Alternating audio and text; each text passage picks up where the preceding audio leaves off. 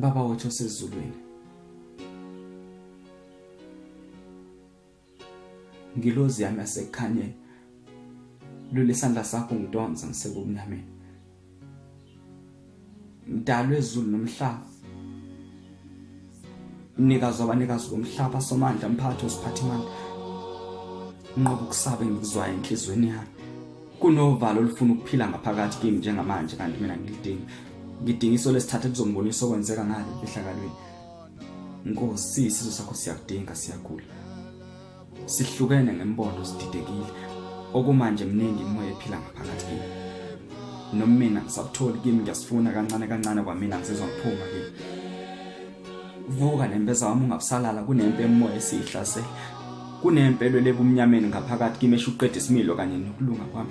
Nkosi, vuliso lami isithathu, ngifuna ukubona okwenzeka ngale eMfihlakalweni. Ngisize edolo lamadwaba siyinqoba, ngifuna isihlule. Ngoba mayisihlula manje kumnyameni angeke siphinde siyinqobe ekukhanyeni. Simakade kunovalo olushaka kabuhlungu eduze kwenhliziyo yami engizwa ukuthi nesibindi. Lolu valo lukhipha unyembezi esweni lami lesubunxele. Susa ithunzi lokwesaba maphakathi nobuso bami. Ngifuna ukubhekana nokufa ezigqwini zamehlo, ze kunqoba ukufa ngale kwesakho sobunene. Kuxega amadolo, ngiyasaba nokuzimela, kungenzeka yini ukuthi ngingabe ngisavuka. Ngabe yiso yesikhathi lesi, ungabusamemeza moya wami hlebeza, kanti isikhathi sini lesi. Iso lami lesokudla dikiza kabuhlungu ngenhla nangezansi okucaca khona ukube ngizokubona kuphinde futhi kungikhalisa. Makunjena nje kambe yini engehle sisindise. Bantwana bokumkhonza uThixo, qoqana amathembeni wabhekise phezulu ngobuso emkhathini, nwaphelezela ngomthandazo namandla, ngoba kunomoya omubi oqhamuka phezulu emkhathini. Nawe nokusulahlile ithemba lakho licoshe njengamanje liyadingeka, kungenzeka thina lisiphilise.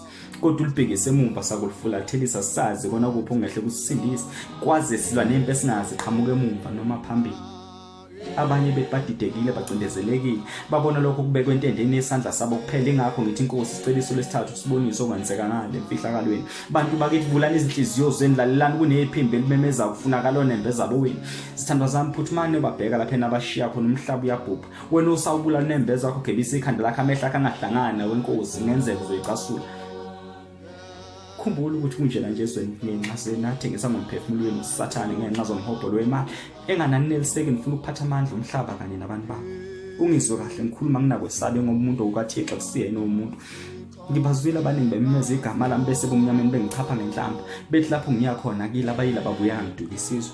Ngaphendula ngathi Sathane, phumela obala leyo nkulumo efana nawe noma ngingalazi iphimbo lakho. Bathi uthingo lenkosazana ngeke liphume kuyophuza amanzi emhlabeni, kunomoya wokufa uvunguza uqhamuka eshayini. Unomkhulu lanthi angeke asibusise ngemvula yensindiso zesisindiswa, ngoba sikwazi ukuhlanganyela entabeni singamakholwa. uSathane walidweba kudala icebo lakhe. Siyathandaza, sidinga uxolo Nkosi, yavuma sonke lithini isivile uSathane njengamanje usengenile. Ithi Nkosi ayisihlukene kakhulu ngembona siqoqaneni sibambaneni. Akulula sibambane simakade ngoba sothelelana. Ukuhlangana kwethu khona okuzosibulala nakho ukuhlukana kwethu kwenza ukuthi masikhuleka singazwakali. Senze njani? Ngoba neziphathi mandla ziyazama kodwa sesiphela amandla. Nathi asilingisa uPilato sigeza izandla kodwa singalokuthi thina siphela amandla. Nkosi, sikelele Afrika, pholisa umzansi okumele. Sicela usibusise ngeso lesithathu sibonise ngalo eMfihlakalweni okungabonwa ngamehlo enyama. Sidinga isilo lakho lesiphundu sobona okwenzeka emva kwethu, kwazi insele enkandla emahlathi amnyama.